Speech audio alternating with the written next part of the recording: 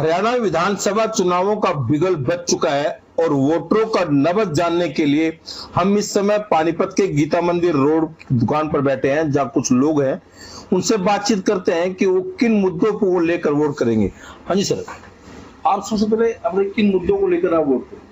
मेरा मुद्दा तो देखो जी, विकास का है। विकास जो सरकार यहाँ आई 2014 में सरकार ने सपने दिखाए कि हम जो है ना विकास को इटली की तरह से लेके जाएंगे।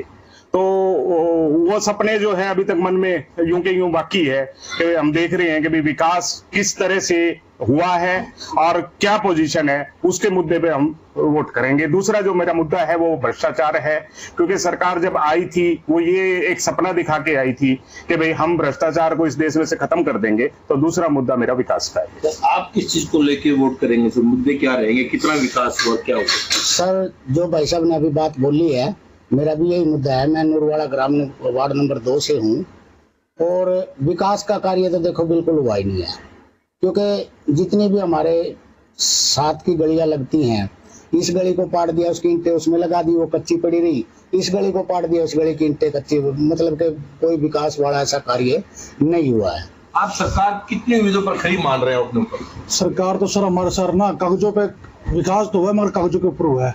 आप शहर के किसी भी कोने में चले जाओ, बरसत रोड चले जाओ, सोनाली रोड चले जाओ, कुटानी रोड चले जाओ, मोबाइल रोड चले जाओ, आप ऐसा कौन सी सड़क है जो साबुत इन्होंने छोड़ रखी है, जहाँ 1-4 फुट पानी ना खड़ा होता हो? बरसात के मौसम में, बरसात नहीं भी उतना, गर्मियों के मौसम में भी, तब भी वहाँ पानी होता है।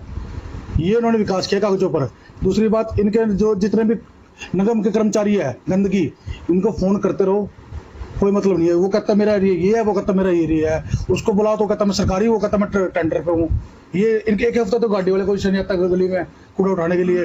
इनको पार्षदों को फोन करो कि ये काम हो गया, वो काम हो गया, कोई बात नहीं मैं कराता हूँ, वो आश्वासन देते करवाने का, मगर होता कुछ नहीं है। आपके हिसाब से सरकार कितनी खरी उतरी आपकी उम्मीदों पर? सरकार तो देखो जी, सरकार ने तो बहुत बड़ा छलावा भी किया हमारे साथ, बहुत बड़ा छलावा भी किया। और पब्लिक के थ्रू पे मैं कहूँ तो समाज के थ्रू तो छलावा हमारे साथ हुआ है, मगर पब्लिक के थ्रू विकास नहीं हुआ जी।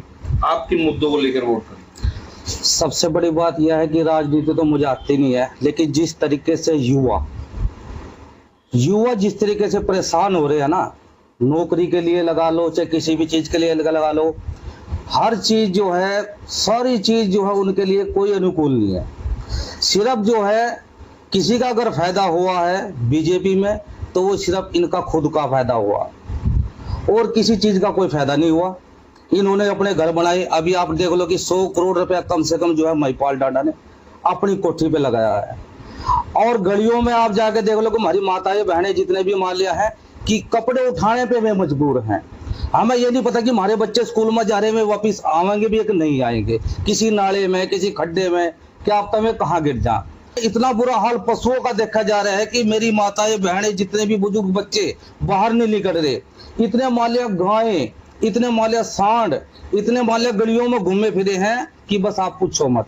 तो ये सिर्फ जो है ये तो इन्होंने किया है।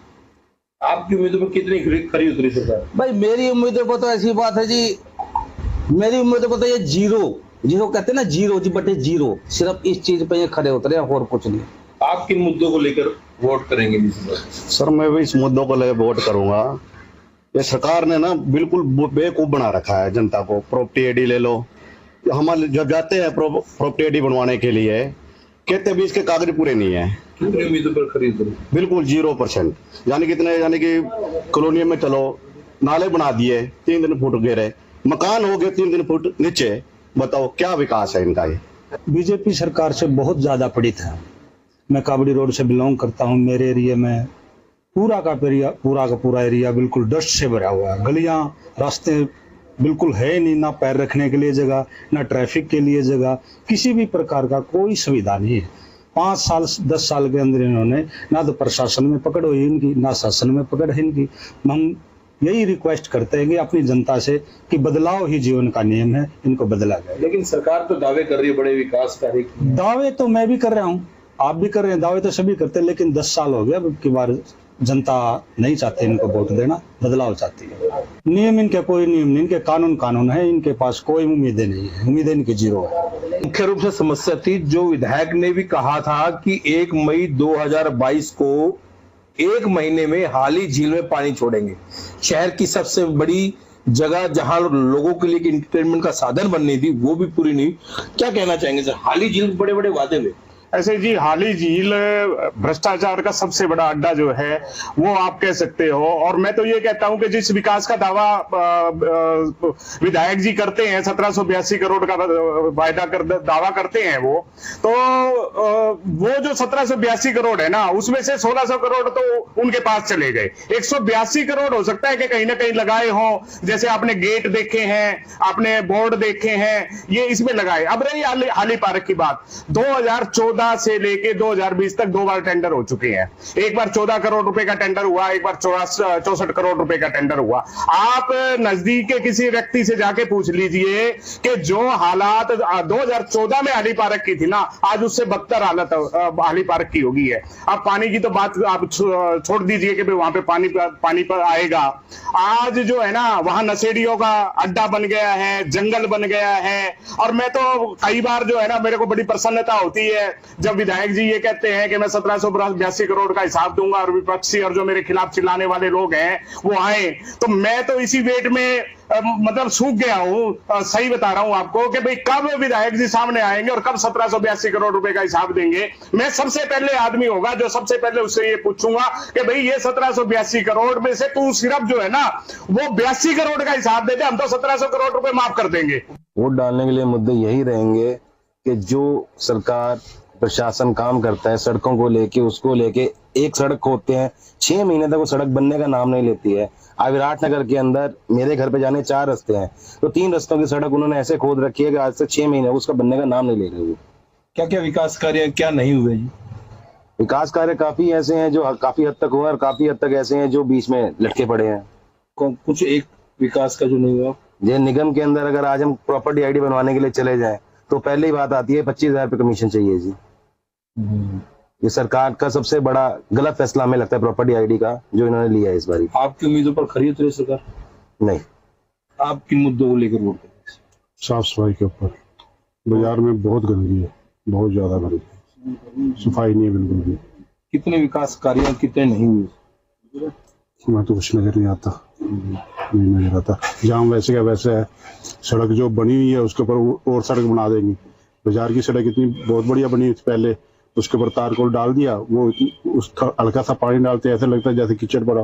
उम्मीदों पर खरी उतरी? नहीं, बिल्कुल नहीं। आप क्या सर किन मुद्दों को लेकर वोट करेंगे? सब मुद्दे हर आदमी के अलग हैं। हमारा बाजार ये पानीपत का कनाट प्लेस है जहाँ आप खड़े हैं, और कॉमर्शियल वाइज देखो तो 15 से 20 लाख रुपए प्रति गज। अब बरसात में नहीं आए, बरसात में आते दुनिया भर की हमारे प्रधान जी ने सिफारिशें कर दी, दुनिया भर के एफर्ट्स कर दिए, रिजल्ट 0।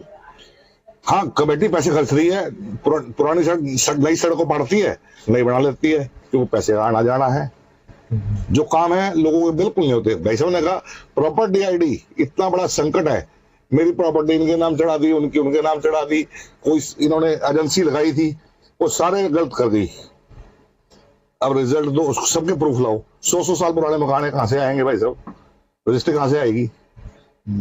तो सरकार भाई साहब देखो, और सबसे वो कहते हैं अफोर्डेबल हाउसिंग, एक हमारे मोदी जी का नारा है अफोर्डेबल हाउसिंग, हर आदमी को मकान मिले। पानीपत में जितने सेक्टर हैं 1.5 लाख रुपए गज, कैसे अफोर्डेबल हाउसिंग होगी? सर्कल रेट 60,000 रुपए गज। एक आदमी जिसको मकान रहने के लिए 60-70 गज देंगे, उसके तो बस का ही नहीं है ना। आम आदमी के बस से सब कुछ बाहर कर दिया इन्होंने। विकास कार्य कितने कितने अधूरे रहे? बस जिसके लिए हुए होंगे, हमारे लिए 0 है। सरकार की उम्मीदों पर कितनी खरी उतरी आपकी? बस इलेक्शन तो जीत लेंगे जाट नॉन जाट करके। ये एक ही बात है, वही वाली कहने की बात है कि गुजरात जाओ पटेल अलग कर दो, महाराष्ट्र आ जाओ मराठा अलग कर दो, हरियाणा में आओ जाट अलग कर दो, यूपी जाओ मुसलमान अलग कर दो, जिसका दबदबा आएगा 18-20% को अलग कर दो, बाकी को अपनी तरफ कर लो। उम्मीदों पर खरी उतरेगी नहीं? भाई साहब बता तो दिया, इसमें आप इससे क्या कमाना चाहते हो? आप कहना क्या चाहोगे, किन मुद्दों को लेकर वोट करेंगे? जो मुद्दे बेसिक होने चाहिए, बिजली, पानी, यातायात, उनमें से कोई भी खरी नहीं उतरती सरकार। ना बिजली में ढंग से मिलती है किसी, ना कभी पानी मिला कभी किसी को। पानी की समस्या भी है, बिजली की समस्या भी है, यातायात की समस्या भी है। और यातायात के मामले में देखा जाए, सड़कें टूटी होंगी, चलान दबादब करते जाएंगे, चलान ले लेंगे टाइम से, तो ये नहीं हुआ तो उसका चालान काट दो, लेकिन यातायात जो दुरुस्त होना चाहिए, सड़क होनी चाहिए, वो नहीं है, उसकी तरफ कोई ध्यान नहीं सरकार का। हर चुनाव के मुद्दे अलग अलग होते हैं, हर चुनाव के कार्य क्षेत्र अलग अलग होते हैं। उधर बहुत सी कमियां रही, हर सरकार के अंदर कमियां रही। अभी जैसे इन्होंने बोला कि ये पानी तो पिछले 40 सालों से भर रहा था, प्रयास भी किए गए। उसी तरीके ट्रैफिक मैनेजमेंट को लेकर के बिल्कुल कमियां हैं। पब्लिक इतनी हो गई, शहर पुराना है, आज 50 साल पुराना शहर है ये, सड़कें आज भी वही की वही हैं। व्हीकल हर महीने 10,000 व्हीकल ने आ रहा है रोड के ऊपर, कहाँ पे जाएगा? उसकी एक मैनेजमेंट, उसकी एक प्लानिंग चाहिए, जो कि प्लानिंग अभी तक उसको हम लेके नहीं आए हैं।